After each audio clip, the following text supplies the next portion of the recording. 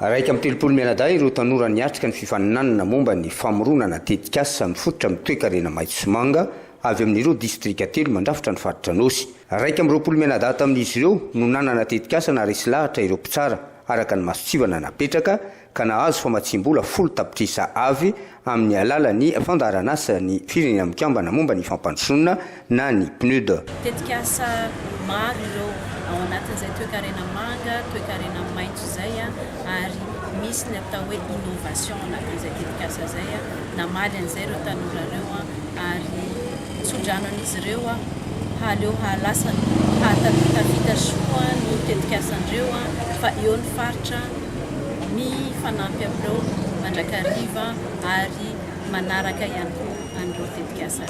Ireo tanora ireo moa zany dia mizara ao anatin'ny distrika anankitelo Tolanaro dia Betroka dia ny any Ambosary. Représenté daholo moa zany ny secteur d'activité rehetrarehetra.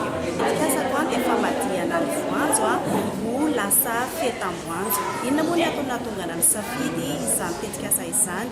Ny antony nahatongana ny safidy izany tetikasa izany dia noho ny fahamaroana izay feno simika sy cholestérol.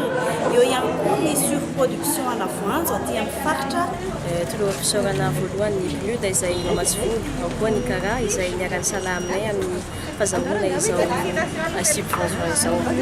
Dia anatin'ny andresika hafaliana no hoentiko misaotra antsika rehetra, indrindra fa ny tanora koa mba hampirisika ny tanora hiditra amin'ny sehatra fandraharahana mba hampikokolokoana ny faritra Anosy. Izao no tanteraka dia noho ny fiaraha-miombona antoka ny faritra Anosy sy ny ONG Kara izay nanao ny tantsorika ary ny PNUD izay mpamatsy vola.